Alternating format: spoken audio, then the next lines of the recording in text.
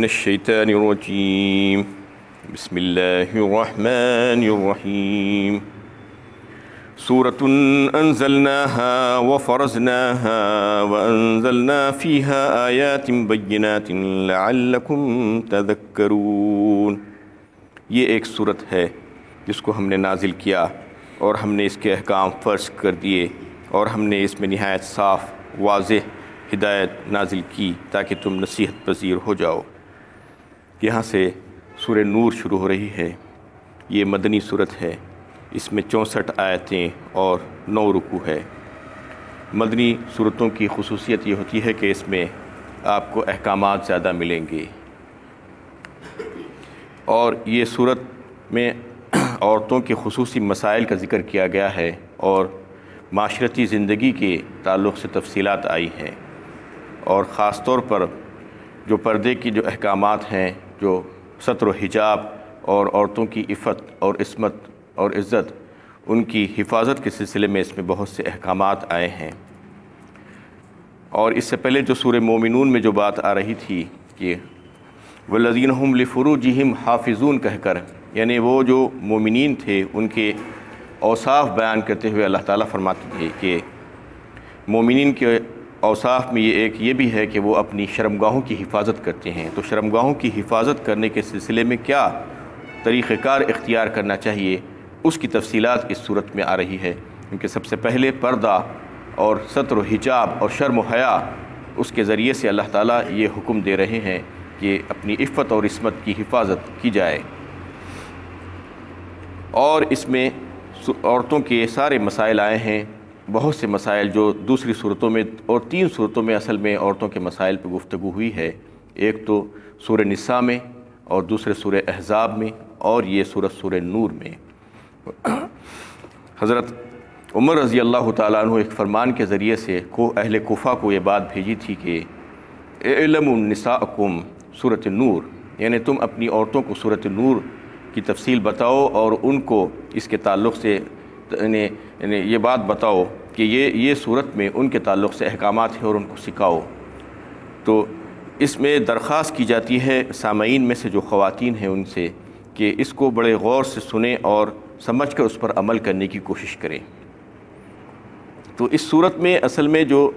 اس کا زمان نزول تھا، اس میں متفق علیہ یہ بات ہے کہ غزوہ بنو مستلق کے بعد جو ہے یہ صورت نازل ہوئی، اور اس کا نزول یعنی افق کے سلسلے میں ہوا تھا، یعنی واقع افق جو ہوا تھا اس کے سلسلے میں ہوا تھا۔ اصل میں ہو یہ رہا تھا کہ مسلمان مکے سے آ کر مدینے میں بڑے سکون سے اور امن سے رہ رہے تھے، تو کفار کو دیکھا نہیں جا رہا تھا، اور وہ لوگ یہ چاہ رہے تھے کہ مسلمانوں کو تکلیفیں پہنچائے، ایذائیں پہنچائے۔ لیکن جنگ بدر کے بعد حالات بدلتے گئے اور مسلمانوں میں تبدیلی آتی گئی، اور یعنی وہ ایک قوت کی طرح ابھر رہے تھے، ان میں فتح اللہ تعالیٰ نصیب فرما رہے تھے۔ اور یعنی غزوہ خندق تو یہ معاملہ ہو گیا کہ وہ جنگیں جیت کر یعنی لوگوں پر ایسے اثر ڈال دیے اور رعب چھا گیا تھا کفار کے اوپر کہ اب وہ لوگوں کو یہ بات انہیں سمجھ میں آ رہی تھی کہ اب یہ مسلمانوں کی جو طاقت ہے اس کو دبایا نہیں جا سکتا، یعنی فوجوں کے ذریعے سے یا ہتھیاروں کے ذریعے سے کوئی اور طریقہ اختیار کرنا پڑے گا، کیونکہ وہ ان کی آنکھوں میں بڑی جو ہے کھٹک رہی تھی ان کی فتح اور ان کی طاقت اور قوت، جو ابھرتی ہوئی قوت جو مسلمانوں کی تھی۔ تو اس کے لیے انہوں نے دیکھا کہ مسلمانوں کا معاملہ تو انتہائی بے داغ ہے اور ان کا کردار بڑا پاک و صاف ہے۔ نبی صلی اللہ علیہ وسلم اور صحابہ کرام کی طرف اگر نظر ڈالتے تو پاکیزگی اور طہارت ہمیشہ چوطرف نظر آتی، یعنی کہیں پر بھی کوئی ایسی کردار کسی کی کوئی یعنی کردار میں گندگی یا غلاظت نظر نہیں آتی تھی۔ تو وہ لوگ یہی سوچ رہے تھے کہ کچھ ایسا کام کریں گے کہ ان کے اندر کچھ ایسی برائیاں پیدا کر دیں گے ہمارے میں جو ہے، اور اگر کم از کم وہ نہیں ہو سکتا تو یہ کرنا ہے کہ ان کے اوپر کوئی غلاظت انڈیل دیں، یعنی ان کے اوپر کوئی الزامات ڈال دیں، کچھ اس طریقے سے ان کے پیچھے پڑے رہے۔ اور یہ کام کرنے کے لیے انہوں نے یہ سوچا کہ دشمن جو ہو وہ باہر کے مقابلے میں اندر کا دشمن زیادہ اس کے لیے کارآمد ہو سکتا ہے، تو اس کے لیے انہوں نے جو مدینے کے منافقین تھے ان کو استعمال کیا کہ وہ اندر رہ کر مسلمانوں کی صفوں میں رہ کر مسلمانوں کو نقصان پہنچائے اور ان کی کردار کشی کریں، اور پھر ہم باہر رہ کر جو مشرکین اور یہود تھے کہ ان کی تائید کریں گے اور یہ کام کو جو ہے بخوبی انجام دیں گے۔ تو اس طریقے سے انہوں نے یہ پلان کیا اور یہ سوچا کہ مسلمانوں کی جو طاقت جو بڑھ رہی ہے اس کو کیسے کمزور کیا جائے۔ اور اس پر عمل کرنے کے لیے انہوں نے سب سے پہلا حربہ یہ آزمایا جب زید بن حارثہ رضی اللہ تعالیٰ عنہ جو غلام آزاد کردہ غلام تھے اور جس کو نبی صلی اللہ علیہ وسلم نے اپنا بیٹا منہ بولا بیٹا بنا لیا تھا متبنہ، تو یہ انہیں جاہلیت کے رسومات میں سے ایک رسم تھا کہ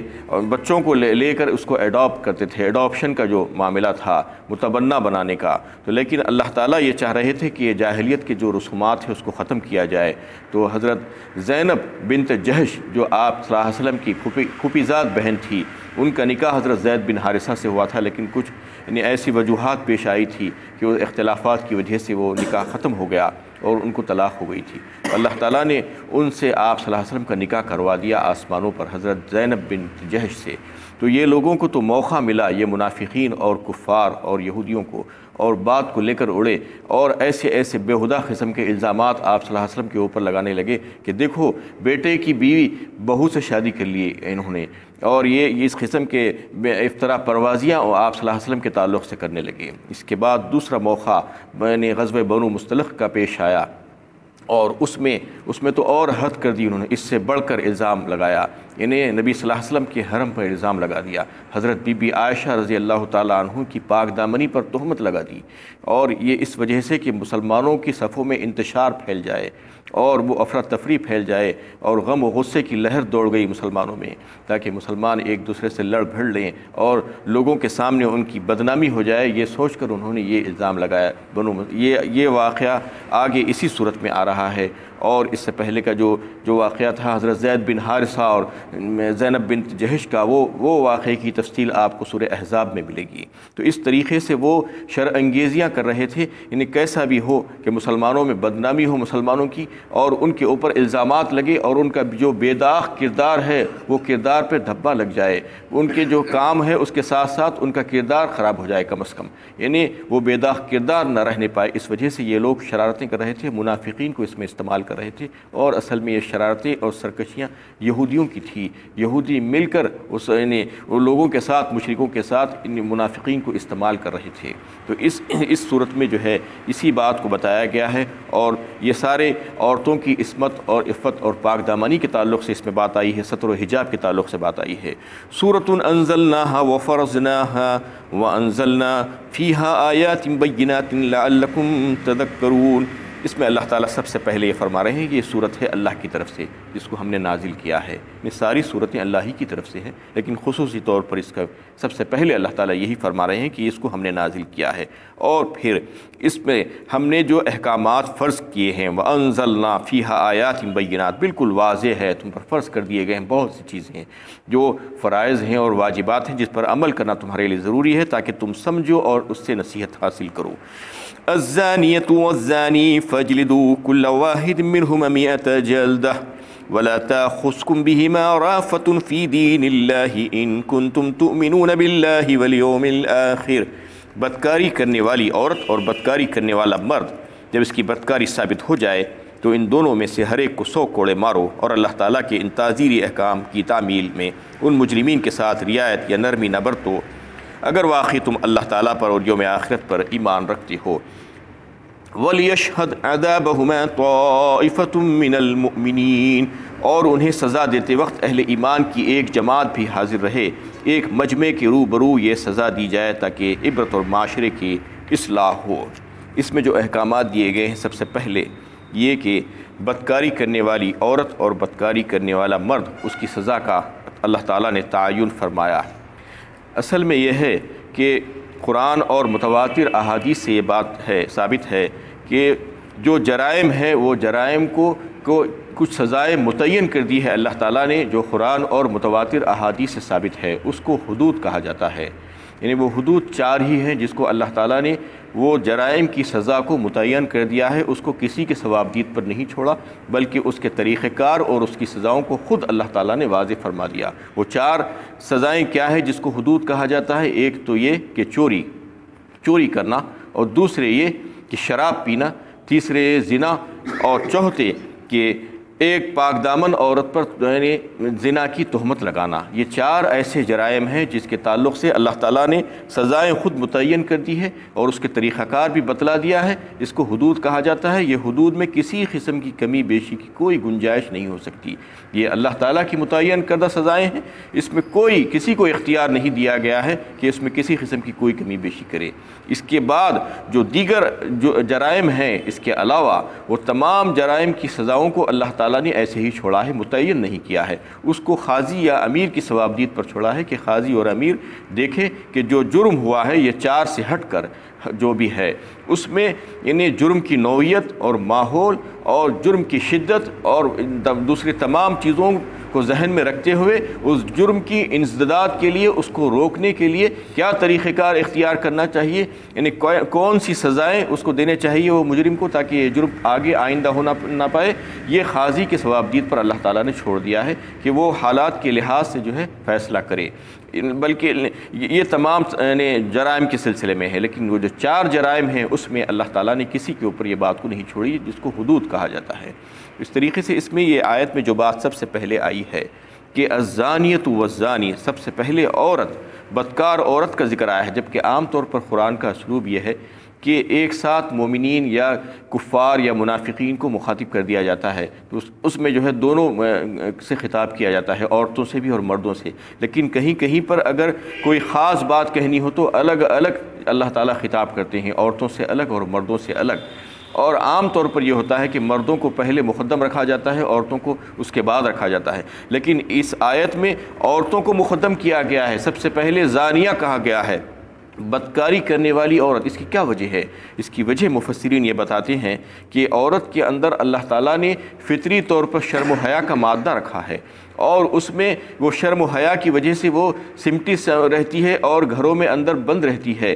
اور اگر وہ جو ہے اپنی فطری شرم و حیا کو بالائے طاق رکھ کر سر بازار اپنی عزت کو نیلام کرنے پر تل جائے اور زنا جیسا جرم کر لے تو پھر اس کی سزا بھی بڑی سخت ہوگی اور اس کو بنسبت مرد کے پہلے سزا دی جائے گی۔ یہ اس کا مطلب یہ ہے، یعنی وہ شرم و حیا کی پتلی ہے، اس کے باوجود وہ اپنی